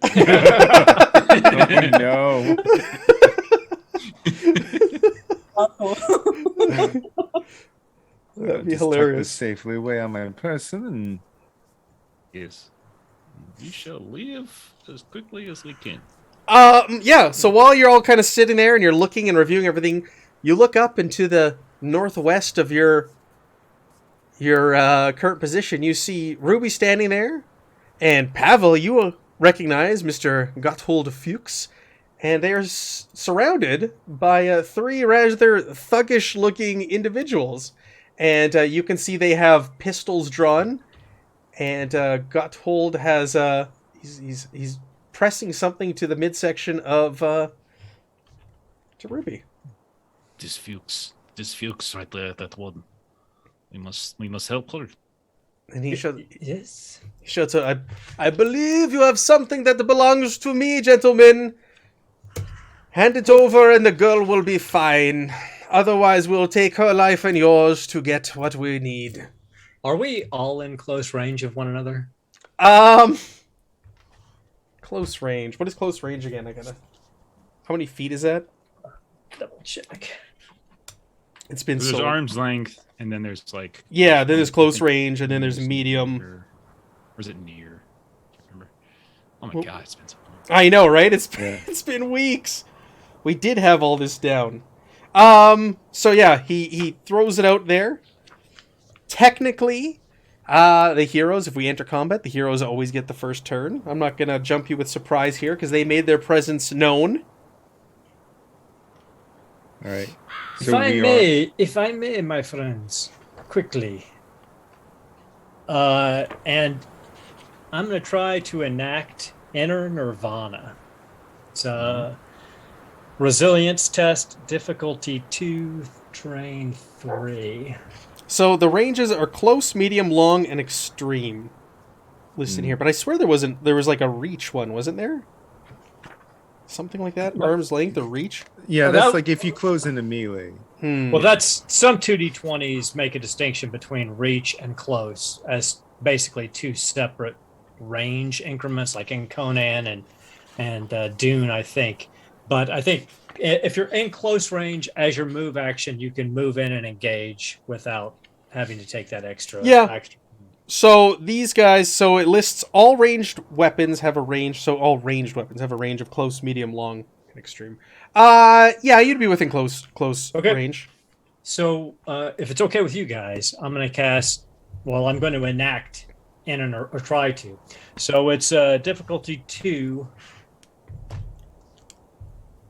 Insight and 3 successes. So holy crap! I'm gonna spend 2 of those momentum if it's okay with you guys. And now you guys feel a pressure behind your eyeballs and your ears pop, and like a wave of energy enfolds the entire party. We all have cover equal to my power, which is 5. So we get a bump of 5 to your armor. And every round you recover stress equal to your resilience at the start of each turn. At the start of each of your turns. For 5 rounds. That's how long I can sustain it. I have 11 armor now. Holy crap. Sergeant Morris, I do believe now would be the time for you to kill many Germans. Not this one, of course, but... I don't know what you're doing, but this feels really good. Like in a bad way. So you guys are wrong fun. You guys are up first. It's going to go over to my guys now. Let me transition over to a battle map here. Just update the overlay so people at home can see it. We've got the battle music playing. There we go. You guys can all see the layout. You're all by the tree. There's like disturbed dirt at your feet. You guys can move each other however, wherever you're standing. I don't care. You're on the tree and they're up to the northwest of you, with Ruby in the middle. I guess I get to go. I'm gonna kill Ruby. Can we spend momentum to maintain? Because it costs 2 momentum, right? Yes. Yeah. If you guys are okay with it, yes. Feeling really good about all this. And Ruby is surrounded. What I would love to do is spend the 2 momentum, charge in, and instead of attacking, basically just cover Ruby. Like, pull her to the ground, lay on top of her. Okay. Just real quick, Sergeant Morris. If you still have fortune left, you can spend a fortune point to take an additional major action. So you could go in and kill somebody and then protect Lieutenant Mack. Leo, I hear you so in long my since we brain played. Yeah. with all the good advice. I love it. Okay, yeah. So you're keeping. So did you spend the momentum? You took it off the momentum track. Yeah, I'll do that now. Okay, to maintain that you guguys maintain control. Okay, so down to 0, and then you're gonna charge in there. I can't get to Fuchs, I'm sure. Fuchs is the furthest one away. Like you're gonna have to go through someone to get to Ruby. They're purposefully surrounding her. I'll go diagonal. I'll go for the one who's like to the bottom right, just to clear a path to get to her. Sure. Okay. So you're gonna run over there. run over there, and then thanks to one of my talents, I get a free extra dice on my first attack on that dude. Fighting. Sergeant Morris, introduce these German bastards to our baby. That's right. Oh my god. Oh god. Oh my so god. many successes. All you need was one. All you need was one success. So go ahead and put momentum in the coffers. Yes. Holy shit. And roll your damage? I'm gonna Question spend mark? 2 of those. Or how much can I spend for damage? You could spend up to 3. I'll spend 1, just Just because I one? really want to take one guy out. Just one? I want to save some for the team. I don't want to be too selfish. Go for it. Kill him. Just put all. Or you could spend 2 momentum, Yeah. and a second guy is automatically takes equal amount of damage. An additional target Oh, within reach no. of the primary target is also affected by the attack, suffering Yes. the full effects of the attack. You're just gonna Oh take my out. god, Leo! I feel you in my brain. Give me all the best ideas. He is a master telepath. Oh my god, this is amazing. Yes, I'm doing that. Okay, so sorry, it took me a second to remember how. No, it's to, all good. It's been a while for me as well, so I completely understand. all right. 6 damage, 3 effects. So effect And is stun. stun. Whoo. So Okay. if their resilience is 3 or less, that guy, they're stunned. Their resilience is 3 or less. Mm. But you did 6 damage, Mhm. and you're doing 6 damage to 2 targets. Mhm. Which 2 targets you want to do 6 damage to? The bottom 2. I think it would make sense, like as I'm Oh. leaping in. What does this look like? Are you throwing your I mean- shield, or you're lunging it? What does this look like? I think it's a good old-fashioned shield charge. Just charging in, buckle the first guy down, grab the second one by the collar of his shoulder, and then bring him down onto the edge of the shield. And then, after I spend the fortune point, then I'll get on top of Ruby. So if they want to shoot her, they gotta shoot through me. Okay. You charge over there. You take down 2 of these guys instantly. And the reigning 2 kind of look at Fuchs like, you're not paying us enough for this. Whew. My turn? Sergeant Morris definitely puts the pulp In Pulp Cthulhu. Yeah, no, It's so fun. It is. Okay. My turn now, right? Fuchs looks at this and what had happened, and he's using all of his actions, and he's running. He is just taking off. He is running as far and as fast as he can out of the nearest entrance from this cemetery into the streets, and you hear him shouting in German. Pavel, you understand. So does Leopold. Yes. He's shouting for police, police, police! So They're wait. grave robbers in the cemetery. Do they want to keep him from running further? Because I might be able to do something about that. Well, Pavel, that is completely up to you, but perhaps we should be retreating now before the authorities come here. Yes. That we can we'll get him another time. Everyone, come to me if you can. I shall accelerate our escape. I am quite sure that Mr. Fuchs will be looking for us after all. If we have what he is looking for, Yes. his day will come. We So can't you can go. We can't go back to the hotel. Where will we go?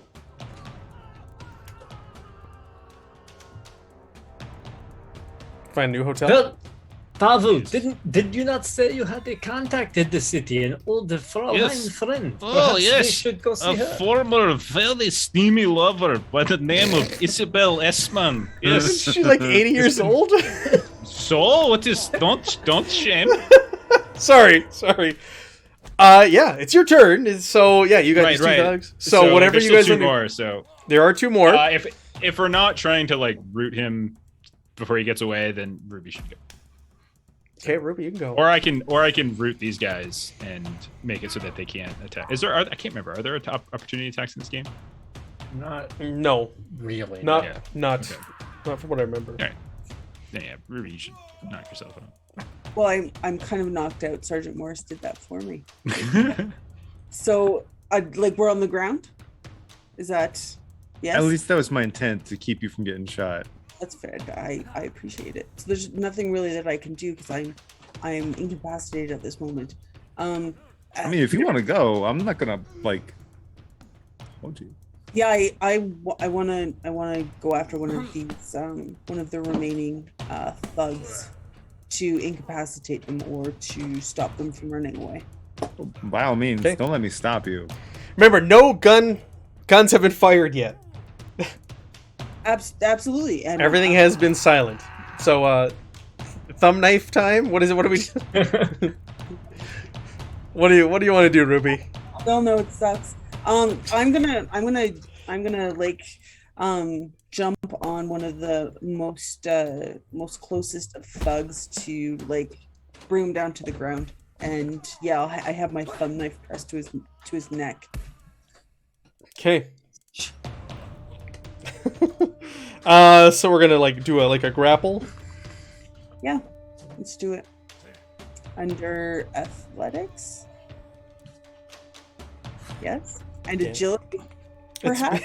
it's been too long. I'm just looking for it right now. Aaron, do you have it handy? Let me know the grapple Yeah. rules. Agility is what you use for melee type stuff, and coordination is what you use for range stuff. Okay, go ahead, make that. I'll do opposed. You're gonna win. So sorry, it's agility and what? Sorry, Athletics. Okay. And I'm gonna do an opposed roll. I'll make this public so you can see it. Yeah, so you jump on top of him, you restrain him, and you have your knife to his throat, and tell him like, shut up, cut your throat. And he's just like, he's staying quiet, he's not saying anything. I just marked him. He's marked as unconscious. He's not really unconscious, but you're on top of that one. I'm assuming the one that was next to you. You're just gonna grab him, throw him to the ground, and put your knife to his throat. Yep. All right, it's my turn, unless somebody wants to spend some momentum to go next. All right, the last thug is also flee. He's just like, F this, I'm out of here. He just runs for the nearest entrance as well, and just flees from the scene. Wants nothing to do with what's going on here. After he watched two of his comrades go down to a dude wielding a shield, and yeah, and some weird. I'm assuming did you cast your spell, Leopold? Was there like weird like lights or anything? Like what did that look like? How did it manifest? So I mean, I fully envision him as he's fully a psychic. So I mean, Okay. there's no visible manifestation. There might be like a weird chill that goes up and down your spine, or a strange pressure. Like, and since this was cast on all of us, there was that feeling of pressure because it's our energies connecting one another that give us the protection under that psychic ability. But so every one of them will be a little different. But yeah, there's no visible manifestation. It's a more subtle art. Okay, very good. So, combat's over. That was quick. Where do we want to go? What do we want to do? Sergeant, Lieutenant, I do believe we should be leaving. Mr. Pavel has says he can facilitate our escape. What about this guy? Like, I'm sure he's got some sort of information. From what they said as in German as they were running off, they said we were not paid enough for this bullshit. So perhaps he is just a hired dog. Oh man, I'm so much faster than that guy. I could totally catch him. Yes, but they were calling for Polizei.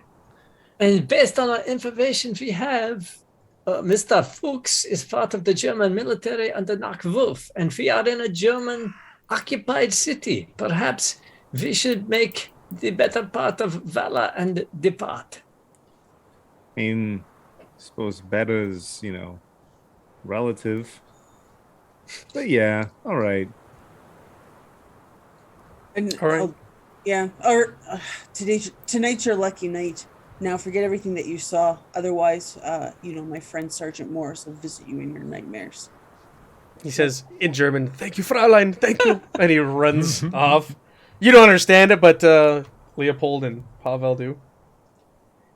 He was very appreciative, Lieutenant McKay. Of course. Goes in this evil laugh. All right. Fuchs seems to have gotten away, but you have the goods. Leo turns to Pavel and in German says, "These North Americans are very terrifying." Yes, they are. Also in German. Yes, very terrifying. Jonathan very upfront about his terror. The other one, much more insidious. She's very friendly, but I think underneath she is probably going to kill someone in sleep. So, be friendly. It's a very good idea, yes. And then he turns and smiles and waves at Sergeant Morris. And Pavel does the same. You guys are so friendly. I'm really liking it here. Yeah, Yankee Doodle. Yay. Yankee Doodle Dandy. All right, Pavel, you said you had a way for us to escape? Yeah, I mean, are they, because it sounded like he was trying to get the cops in our direction. Yeah, he's trying to get attention there. There's multiple entrances into the cemetery. There's not just one. So you guys could leave through an opposite entrance and get out here. It is nighttime. It's not going to be hard for you guys to slip away. Really. Right, yeah, if it's not hard, then we can just get away. Yeah. I was going to, do the port thing if we needed to make a you don't, if you want to and be flashy, you can, but you don't need to. No. We could, if we don't need to, then I shouldn't draw attention. Because it is, yes, it might leave something behind or whatever. Someone might see it that we don't intend. Let us just simply slip into the night. Yes, we are just four friends on a nightly stroll amongst a beautiful city. To go and see a geriatric lover. Oh, she is a wonderful woman. You will all very much like her. Please do not try to embarrass me, though. So, we ended on good terms, at least. So, we are still good friends. And I must return the card that she lent me to be able to get into the club. So, this is perfect. I mean, do you get a feeling maybe you'll need some alone time? Just a little rekindling there? I mean, we'll see. It is a very romantic city. All right, so you're fleeing If you need, I'll babysit the mom. Isabel Esmond's house. All right, so you make your way through the streets to Isabel Esmond's house. You ring the bell. It is quite late at night. She doesn't answer right away. It takes. You could teleport into her house if you wanted to. God, no. Otherwise, you Knock. ring and ring and ring and ring, and eventually, this elderly woman in her. Well, how old is she? I think she's in her 80s. In her 80s. Yeah. Opens the door crack. She's got a nightgown on, and she's squinting and looking like, who is bothering me this time of the night? Oh, that is, look, you are a vision of beauty. It is I, Pavel, your sweet Carpathian lover. Do you remember me? We met earlier this afternoon. Pavel, that's your voice. Oh, you're back. Did you find what you needed at the reading club? Yes. We were hoping that we might be able to crash with you for a bit. There were complications to our endeavors. She's got the door open just a crack. She sees just you. She's like, we? What do you mean, we? Oh, yes, I have friends here. They are wonderful people. This is Mr. Leopold Brun. Right here. This is an American. Yes, an American, Mr. Sergeant Morris. Yes. Evening, ma'am. Yes, he is very friendly. He really enjoys conversation. So you must tell him all about the time that we went hiking in the Carpathians and when we saw the sun rise above the mountainside and we, sweet love until late in the evening. And this is my Canadian friend. I'm still not entirely sure what the Canadian is, but they are extraordinarily friendly. Miss Ruby McKay, everybody, clap, yes. Oh, fine. Bring your friends inside, Pavel. Oh, I told you, she is wonderful. Thank you so much for having us. I do apologize for the lateness of our arrival. If we weren't in dire need, we wouldn't have been here. Come in. I'll make you some tea and make yourselves at home. Do you have any nuts? Gregor is very hungry. Yes, there's got to be some nuts around here. You're still Oh. you still got that rodent with you? Oh, yes, he is best friend. He has missed you. And he opens up Gregor. Very happy to see her. Starts trying to climb up this poor old woman. She kind of like tries to push him away, and she scuttles off to Gregor, not to the now. kitchen, put on some She's tea. just looking. There's a living room there, right beside the entrance you came in with. Is a couch, and and some lights. You could sit there and unpack everything that you've obtained. My friends, it is very important that we not share any information with your dear antiquated lover, Pavel. Yes, we don't want to endanger her. I agree. Any more so that she already is. Yes, it could be quite easy for someone to reach into her mind and pull out anything that we have to tell her, though the pain for her may be extreme. Yes. I mean, will, I hate to rain on the parade. They already know from the reading group she gave you the invitation. I think Right. Fuchs is going to backtrack that anyways. it is true. Ah, We must this is find- something I was not aware of. Perhaps we should remove ourselves from here very quickly. I believe Or the we cat use is it- al- Oh. I do not Like- know, though, Sergeant Morse. If he brings the German army or the Nacht Wolf, this poor woman's house will be destroyed in the carnage that precipitates that action. But then they're Nazis. No, they're Germans. And the Nacht Wolf, I mean, the Nazi party is abhorrent, but they have no true power yet. Why can't it just be simple? It just. All right, fine. We don't endanger the old lady. Fine. Yes. Isabel, I am very sorry to have to say this. I believe you are in danger. I am so very sorry. She comes as she walks back in the room with a tray of teacups and a pot of tea and a bowl of nuts. Yes. Yes. Danger? What do you Oh. mean? Oh, those walnuts? No, I'm sorry. Gregor does not like walnuts. Do you have pecan? No, that's an American thing. Never mind. Yeah, well, that'll do. You are sadly in danger. You What do you should- mean danger, Pavel? My sweet? What are you talking about? Well, death might find you in multiple ways. Perhaps through age or through elite German military subgroups that are. That's Well, we don't need to get into details. that's poppycock. That's not. No, your poetry and sweet talk will not deter me. You must get out of town. You must retire to your beautiful estate in Barcelona. Is this the truth? It is now. Oh, flee to my hacienda in Barcelona. The warm Mediterranean air will be good for you. Yes, I think you're right, Pavel. But will you come join me in due time? Oh, Will I see you again? you will have to beat me away with a stick. I will come join you, yes, of course. But alas, I have much I must do. I have a mystery to solve. I have Nazis to defeat. Oh, I don't like the cut of their jib. Give them one for me, Pavel. You got it.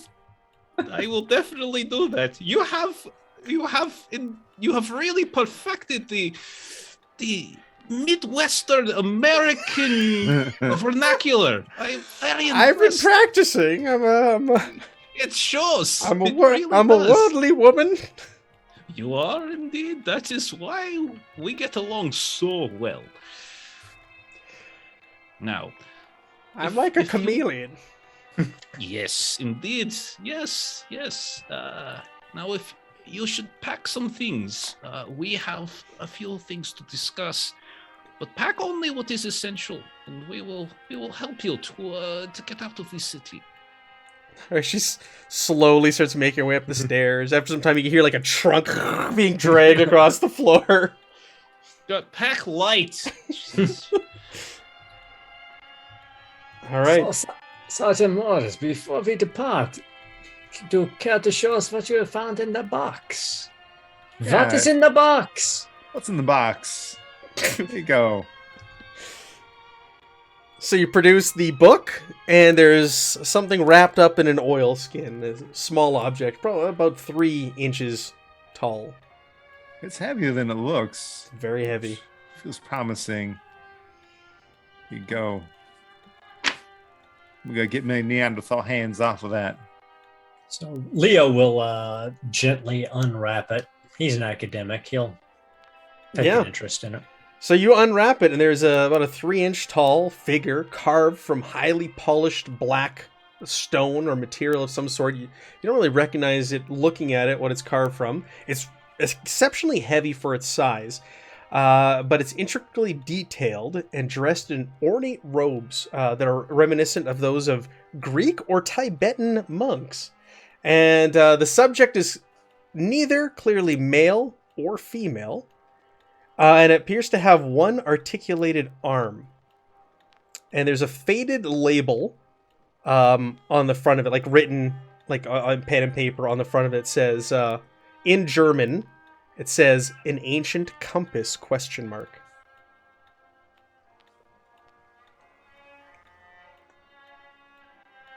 This is the figure, Pavel. This is what the curator was saying. Yes. This was stolen. Yes, it seems it was not Herr Fuchs who stole this, but it was in fact our deceased victim. Absolutely. Well, I'll tell you what. I did not see this coming. This is blowing my little mind. It says it is a compass.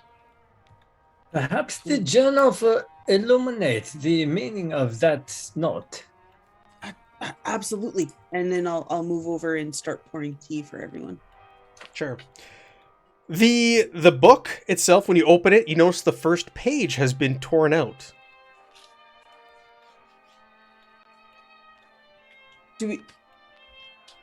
Don't we have a torn out page? You do. If you produce that and put it in there, the sentence that breaks off from that mid-sentence on the page that's torn out continues on that second page that is inside the book. So you have found his notebook.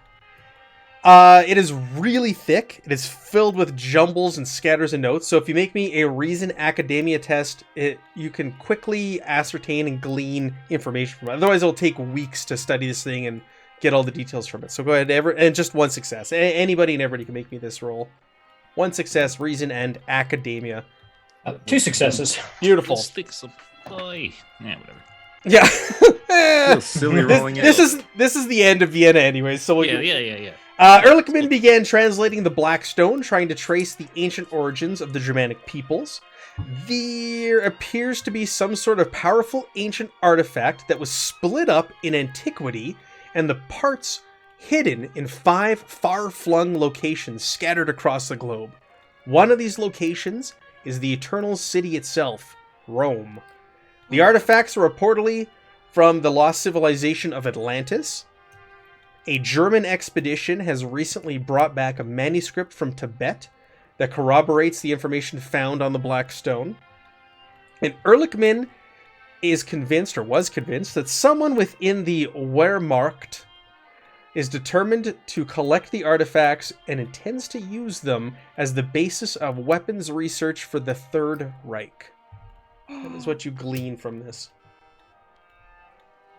So it said it was a powerful artifact that was split into 5 different things. Did it Five have the 5 different locations? I wasn't. It doesn't. So it says just Rome. One of these locations, Just he Rome. determined one of them is Rome. Remember what I was saying? There's one shining arrow to the next place. And that was it. And they're from Atlantean origins, lost civilization of Gotcha. Atlantis. All of my graduate study in Atlantean dead languages will finally be of use. I think. Good thing you took Atlantean. It is. Someone gave me a hint. It's very interesting, Pavel. You have to tutor me in this language. I am quite good in linguistics myself. I would be delighted, my friend. But it does appear then that we will be making haste to Rome. Indeed. Indeed we will. Only Yeah. sit. Do you want to make contact with Giselia before leaving? That was the initial... hang on. Yeah, but I know That was like you the initial have, German one. and yeah, and I you don't have trust her. you have Giselle, your reservation. Giselle Waltro or something? Gisela Giselle Waltro? Waltrip. I think it was Waltrip. Waltrip. Yeah. You guys have all your clues. You do have Yeah. concerns and suspicions about her. It is also it's late summer of 1939, and like it is on the brink of war here in Vienna. It is not a safe place for foreigners or spies or any such undesirables to be here, so it is a good idea to also flee out of Vienna as soon as possible. You could head back to the UK. You could wire back to your commanding officer there and fill him in on what you found. You could head right to Rome. It's up to you. I do believe we should go directly to Rome. If Fuchs is on the trail, we cannot allow him to beat us. I say Yes. we get out of the city, we via our contacts in Great Britain, let them know of our plan and what we have found out. And then we also via this Gisela and let her know that we are pursuing clues outside of the city. And that we will be in contact with her as we learn more about her fiance's unfortunate demise. What we're not going to give her the piece of paper that clearly shows that Fuchs was ordered to kill him? Absolutely not. No, I do not think that would be in our best interest. I'm not 100% sure that she is actually that close with the victim. I think perhaps in our communique we will let her know that all clues indicate that Mr. Fuchs is the perpetrator of the murder of her fiancé. But let us not warn her before we leave the city. I am afraid we might find ourselves in German captivity at that point, being questioned much more closely than we would appreciate. Very well. Maybe if we're lucky, we're proven wrong later, but I agree. I agree. This seems like the most sensible precaution. I am very suspicious of her. I do not believe that a man who would love my sister as much as Mr. Erlichman did would love a woman with such great secrecy as that one. All right. So to Rome it is. You're gonna book some tickets. Are you gonna send word back to Strang, your commanding officer, of what you found and where you're headed Once next? we leave, I think. Yes. Right, we're gonna leave first. Yeah. Okay. Yeah, So yeah, but Yeah. we'll use crypt. yeah, you're gonna We'll use encode it. code. Yes, Yeah. I would assume so. And Yes. with your training, you'd have I'm a such good things. cryptographer. I'm a good cryptographer. You guys book a passage by train to Rome, and along the way, you do send the message. You do get a message back from HQ. They thank you for sending that over, and they ask you. They say there is a message they return back saying they don't know if it's related, but recently, the headquarters in London received a message from Rome that was quite strange, and it reads: "This is in cursive. It's really hard to read." Pasquino has lost his voice. His dearest Lucerzia is concerned for his health. There are too many sausages in the party. Please come home and help your sister. She cannot run the family restaurant alone. So they provide that and say it may be nothing, or there may be related to what you're going into, but it's a message we received here at headquarters recently from Rome. From who? Do they know? They don't know. It came. So it came over a secure channel, and they don't know who sent it. It was mailed to their to the headquarters or to the military. If you do not have access to cryptography equipment, sending a message like this is the next best way to get the coded information. Perhaps it is related, perhaps not. We shall find out when we get to Rome. Like Jeremy said, Rome if you want to. Made me laugh. That's it. That's it for Vienna.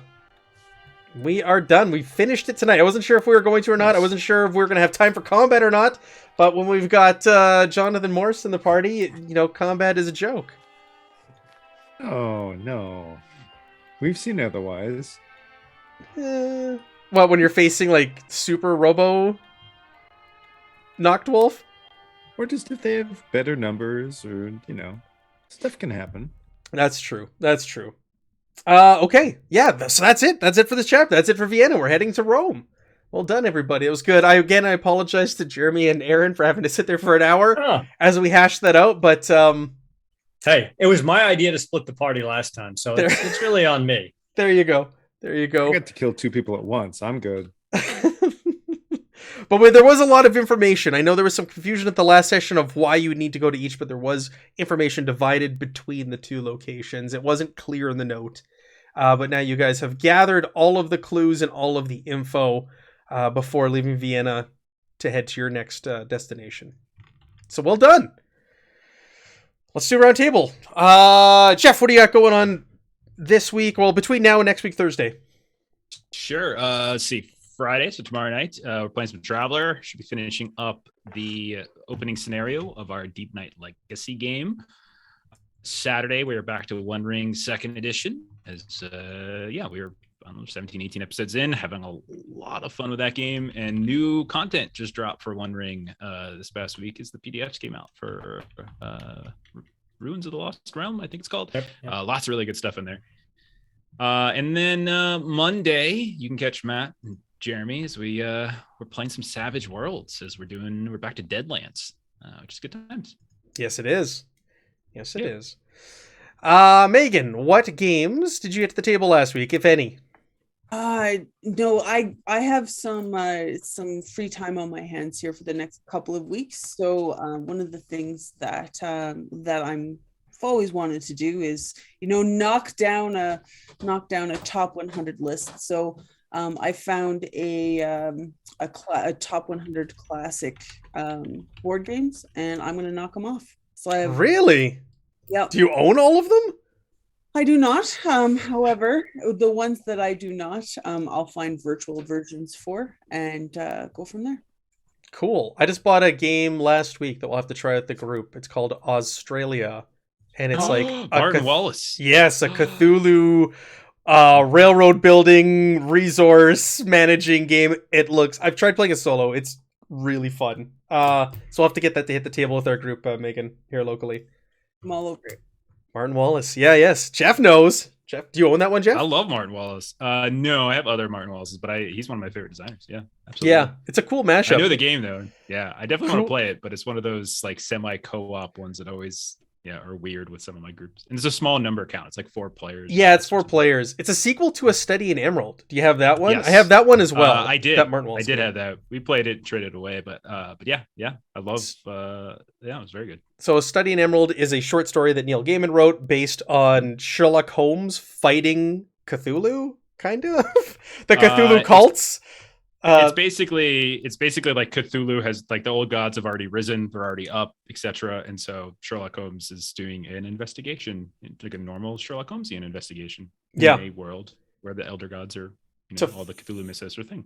To fight back the elder gods and banish them and push them back. So Australia it's not a sequel to the story, but the board game is a sequel to the story, and the elder gods have been pushed to Australia and they're trying to keep their hold and grasp on Earth.